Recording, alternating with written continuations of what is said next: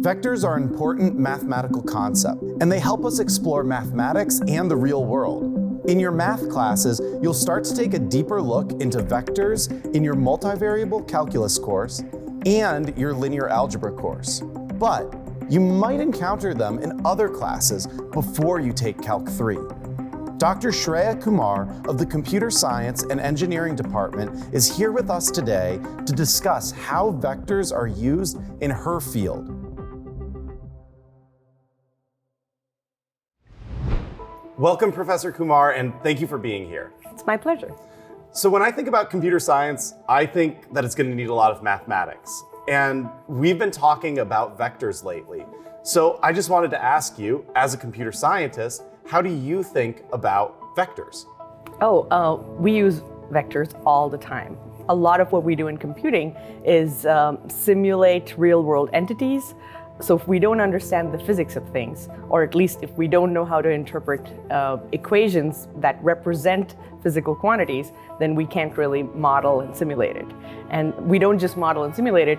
In the intermediate step is understanding how to break that down into programmable chunks. So we use vectors in many different ways in understanding basics of like how to model projectile motion, to understanding how to do more complex entities that are not even physics entities but are still used. We still use vectors to understand them. Yeah, that sounds awesome. And a lot of these first years coming in are thinking about their classes, and when they're first year, what classes might they see vectors in the computer science department? Right away in the first year, we have an intro to programming course called engineering programming. All of our first year students take that, and a lot of what we do in that course is solve different types of engineering problems using programming basics. That course is taught in MATLAB and Python, and a lot of the things that students do in the real world and then also in programming are modeling physical quantities. So they'll shoot balls off of an air cannon and then try to model that with their computing simulation and then compare the simulation with the real world performance. And other more fun and sometimes more dangerous things that all involve vectors. So they'll definitely see it in their first year in multiple courses. Of course, the traditional physics course and all as well, but from a computing point of view, they see vectors all the time.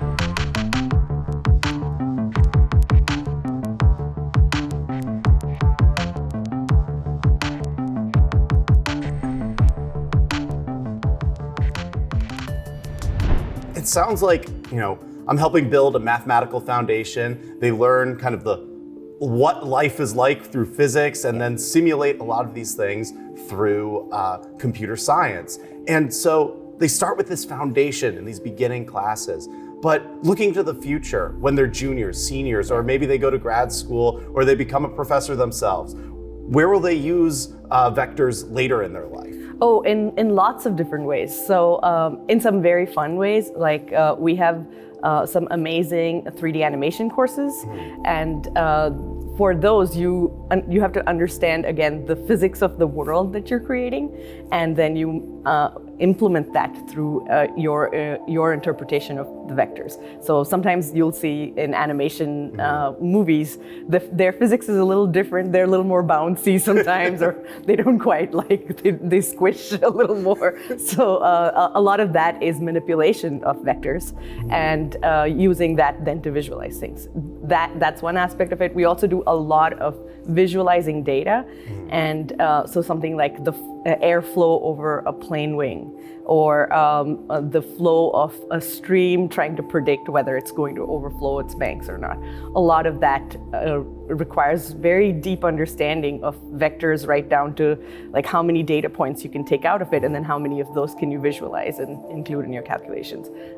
Those are just two areas. We also have a really cool course about drones and drones that intelligently work together and help firefighters do search and rescue. So they have to understand the physics of river water movement to try to find the best way to search for someone who could have gone overboard and then could have been taken downstream.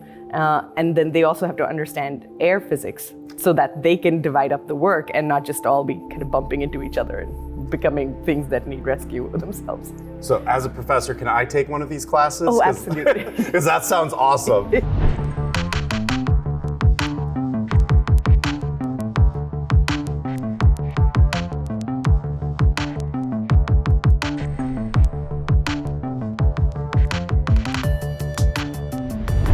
When I'm thinking about this great opportunity for all of these first years as they come into Notre Dame, I just wanted to ask you, based on your experiences, what advice would you give them as they enter their first year? Oh, I have tons of advice, but I'll pick a few things. Okay.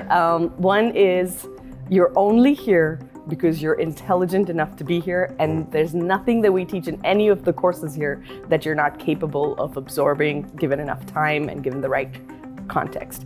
So when you're here, and sometimes things can be an adjustment, remember that you're intelligent enough to do everything that you're being asked to. Be fair to yourself and give yourself the right amount of time. Grades are really just a reflection of time management. You absolutely are intelligent enough to do everything that you'll be given. One more thing I'll say is to use your peers and to use your seniors as a resource. Ask everyone who has a little bit more experience than you. Other students are happy to help and share their experience, and you use them in trying to navigate this kind of complex but very fun experience of college. Well, thank you, Dr. Kumar, for being here. Hopefully you'll get an opportunity to actually teach some of our scholars, and thank you again so much. Oh, I look forward to it. Thank you.